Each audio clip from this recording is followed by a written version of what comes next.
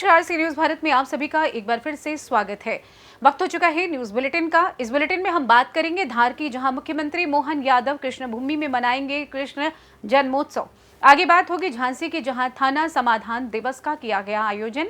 साथ ही आगे चर्चा होगी पाकुड़ की, जहां जिला स्तरीय मुखिया संघ की हुई बैठक। इन तमाम खबरों पर करेंगे विस्तार से चर्चा।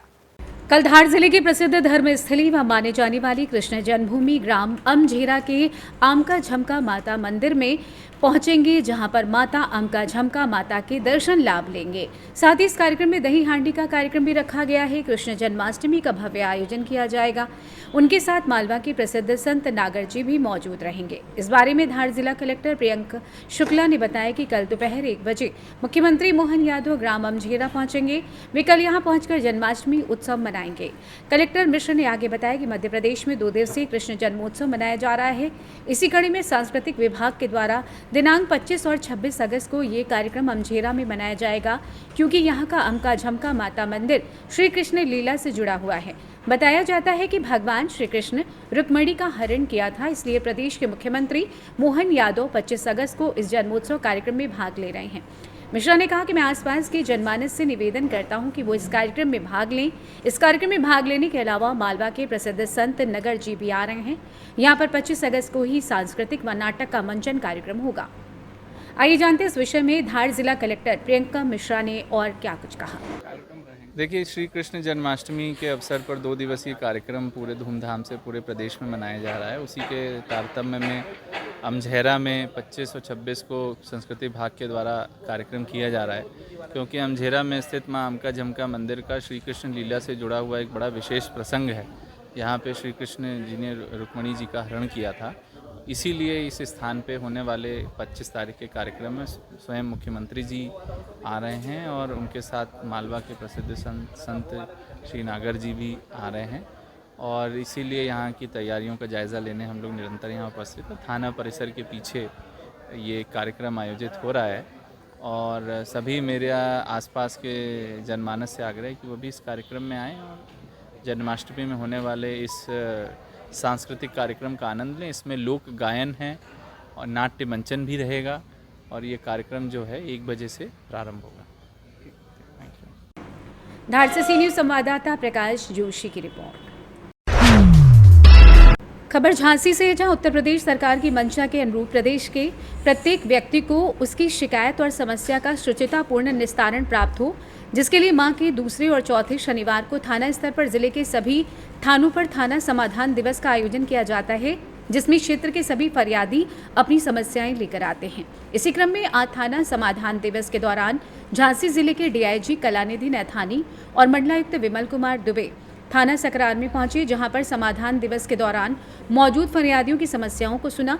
साथ ही गुणवत्तापूर्ण तरीके से समस्याओं के समाधान का आश्वासन फरियादियों को दिया। इस दौरान मंडलायुक्त झांसी एवं डीआईजी झांसी के द्वारा थाना परिसर के रसोई घर, विवेचना कक्ष, कंप्यूटर कक्ष एवं बैरक सहित संपूर्ण थाना परिसर का निरीक्षण किया। साथ ही जरूरी एवं उचित दिशा निर्देश दिए गए। इसके साथ ही थाना परिसर में मंडलायुक्त एवं डीआईजी द्वारा चंदन के वृक्षों का रोपण भी किया गया। इस मौके पर एसडीएम मऊरानीपुर गोपेश तिवारी, एसपी देहात गोपीनाथ सोनी, थाना प्रभारी अमीराम सिंह, एसपी आरए सत्य प्रकाश शर्मा सहित समस्त हल्का लेखपाल, शिकायतकर्ता, किसान एवं पुलिस स्टाफ मौजूद रहा। सर, आज थाना दिवस में क्या क्या आपने देखा? देखिए, आज सकरार थाने में हम लोगों ने थाना समाधान दिवस पे शासन के निर्देशानुसार अपनी सहभागिता करी है। यहाँ पर ये अच्छी बात है कि इस क्षेत्र में शिकायतें बहुत कम हैं और इसका एक कारण ये भी है कि हम लोगों ने एक व्यवस्था करी जिसमें कि सभी लेखपाल 10 से 12 बजे तक गांव में उपस्थित रह करके ही जन समस्याओं का निस्तारण करते हैं। 3-4 समस्याएं आई थी, जिसमें से एक मार्ग के बारे में बताया गया। एक प्रकरण था जिसके अंदर कि 2 पक्षों के अंदर किसी नाली को लेकर के विवाद था। अभी टीम बना करके हमने रवाना करी है और हम आशा करते हैं कि शाम तक उसका भी निस्तारण हो जाएगा। हर जल योजना के तहत अभी सारे गाँव में पाइपलाइन बिछी है, लेकिन हाँ, ये हमारे संज्ञान में आया है और इसमें मैंने कंसर्न अफसर से बात करी, हम उसका निस्तारण कर देंगे। Thank you. बारिश हो गई है। झांसी से सी न्यूज संवाददाता अंकित साहू की रिपोर्ट। खबर खंडवा से, जहां षट दर्शन संत मंडल का गठन हुआ, जिसमें जोड़ गणपति हनुमान मंदिर के महंत श्री मंगलदास जी त्यागी अध्यक्ष और महंत श्री विजय शंकर पुरी महाराज उपाध्यक्ष संविदानंद जी सचिन चुने गए। विकट हनुमान मंदिर में मंडल की बैठक में तय किया गया। आइए जानते इस विषय में अध्यक्ष मंगलदास त्यागी ने और क्या कुछ कहा। महाराज जी, आज षट दर्शन संत मंडल का गठन हुआ है, उसमें आप अध्यक्ष चुने गए हैं, तो क्या आपकी आगे रूपरेखा रहेगी और किस प्रकार से ये आपका मंडल है, उसके कौन कौन से कार्यकर्ता हैं, बताइए। ये हमारा जो षट दर्शन संत मंडल है, इसमें पिछला जो मंडल था ये कई वर्षों से ये मंडल बना हुआ है और हमारी जो संस्था है ये रजिस्टर्ड संस्था है और इसमें हर 3 साल में 5 साल में चुनाव होते हैं। जिन महात्माओं का कार्यकाल हो जाता है इसके बाद नई कमेटी का गठन होता है, नई कार्यकारिणी का गठन होता है। उसी क्रम में आज फिर 24 तारीख को श्री विकट हनुमान में ये मंडल का गठन हुआ है। उसमें सर्वसम्मति से मेरे को अध्यक्ष चुना गया, हमारे विजय शंकर पुरी जी को उपाध्यक्ष चुना गया, हमारे संविदानंद जी को सचिव चुना गया और हमारे बाल बिहारी दास जी जो हैं उनको कोषाध्यक्ष चुना गया।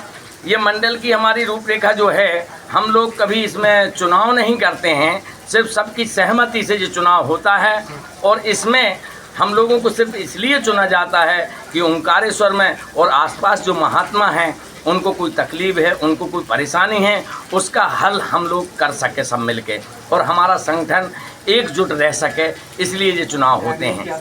नर्मदे हर। ओंकारेश्वर से सी न्यूज़ संवाददाता ललित दुबे की रिपोर्ट। खबर पाकुड़ से, जहां लड्डू बाबू आम बागान में जिला स्तरीय मुखिया संघ की अहम बैठक आयोजित की गई। ये बैठक मुखिया संघ के जिलाध्यक्ष विकास गोंड की अध्यक्षता में की गई, जिसमें जिले भर के मुखिया उपस्थित हुए।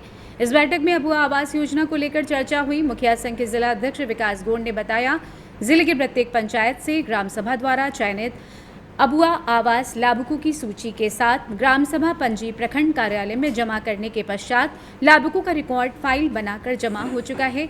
इस स्थिति में विभाग का निर्देश है कि PWI के आधार पर सूची में अंकित क्रमांक के अनुसार सभी लाभार्थियों को आवास आवंटित किया जाएगा। इस प्रकार आवास आवंटित होने से जिस लाभार्थी को आवास की अत्यंत आवश्यकता है, वो लाभार्थी आवास योजना के लाभ से वंचित रह जाएंगे तथा एक ही क्षेत्र के लाभार्थी को इसका लाभ मिल जाएगा। और PWI के आधार पर जो सूची बनाई गई है वो ग्राम सभा के द्वारा नहीं बनाई गई है, वो विभाग से बनाई गई है।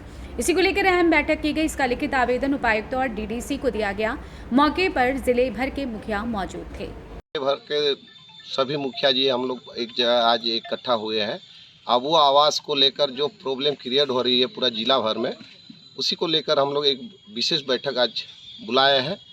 और जैसे अबू आवास में पहला टारगेट दिया गया था, उस समय हम लोग ग्राम सभा द्वारा प्रत्येक पंचायत में हम लोग ग्राम सभा द्वारा जो लाभुक माने योग्य है उस लाभुक को हम लोग उसी योग्य लिस्ट में से ही हम लोग देने का काम किए हैं। इस बार जो सेकेंड टारगेट दिया गया है, इसमें विभाग का कहना है कि PWL के आधार से आप लोग चयनित करके दें, लेकिन PWL के आधार से अगर अभी हम लोग देते हैं, जैसे कि मान लिया कोई गरीब व्यक्ति है जो ग्राम सभा का तो जरूरत नहीं था, अगर PWL के आधार से अगर हम लोग करते तो ग्राम सभा का जरूरी नहीं था। अगर PWL के आधार से अगर हम लोग अभी दे रहे हैं तो जो मान लिया गरीब है और जो मोटा मोटा छत ढलाई वाला घर का आदमी है, अगर हम PW आधार से अगर देते हैं तो छत ढलाई को अगर मिलता है तो मेरा गरीब वंचित हो जा रहा है। फिर अगर कोई गरीब जाके वहाँ जिला में अगर शिकायत करते हैं तो उस समय मुखिया के ऊपर में ही कार्रवाई किया जाता है। तो इसलिए हम लोग चाह रहे हैं पूरा जिला संघ और साथ ही पूरा ग्राम सभा के द्वारा जो अभी हम लोग फाइल बना के भेजे हैं प्रखंड कार्यालय में, उसी ग्राम सभा को पारित किया जाए, मान्यता उसी में हो जाए। बैठक बुलाया गया है अब आवास लेकर। जो पहले हम लोग को टारगेट दिया गया था और जो प्रखंड कार्यालय से आदेश दिया गया था कि आप लोग ग्राम सभा के माध्यम से लाभुक का चयन कीजिए, हम लोग लाभुक का चयन करके हम लोग प्रखंड कार्यालय के जमा कर दिया गया है। लेकिन फिलहाल में वो लोग का कहना है कि PWL सूची के माध्यम से जो सीरियली प्रायोरिटी के हिसाब से लेना है। लेकिन सरकार के सचिव का स्पष्ट निर्देश है, जो आवंटन जिला को मिला है जिला ब्लॉक को दिया है, ब्लॉक पंचायत को दिया है, पंचायत अपना गांव में जो सूची है उस सूची के आधार पर ग्राम सभा किया है ताकि कोई गरीब व्यक्ति ना छूटे। अगर PWL सूची में लिया जाता है तो उसमें जो गरीब व्यक्ति है, जो नीचे इसको चला गया है, वो छूट रहा है। और जिला और ब्लॉक का कहना है कि मैंने प्रायोरिटी के हिसाब से ही लेना है, सरकार का निर्देश है। लेकिन सरकार के सचिव का जो चिट्ठी हम लोग को दिखाया गया है, इसमें स्पष्ट है कि ग्राम सभा के माध्यम से लेना है। जब ग्राम सभा गांव में किया गया है, ग्राम सभा का मतलब होता है कि न लोकसभा न विधानसभा, सबसे ऊंची ग्राम सभा। जब गांव का आदमी तय कर दिया है कि फलाना का मकान बनना है, उस जर्जर मकान में रह रहा है, तो निश्चित तौर पर ग्राम सभा को मान्यता देना होगा। इसी को लेकर हम लोगों का आज बैठक है। हम लोग माननीय उप विकास आयुक्त महोदय से मिलेंगे, उनके बाद आगे की रणनीति जो होगा हम लोग फिर आप लोगों को जानकारी देंगे। धन्यवाद। पाकुड़ से सी न्यूज संवाददाता पंकज भगत की रिपोर्ट। फिलहाल न्यूज बुलेटिन में बस इतना ही। देश दुनिया की तमाम खबरों की जानकारी के लिए आप देखते रहिए सी न्यूज भारत। हर खबर आपके साथ, आपके हाथ।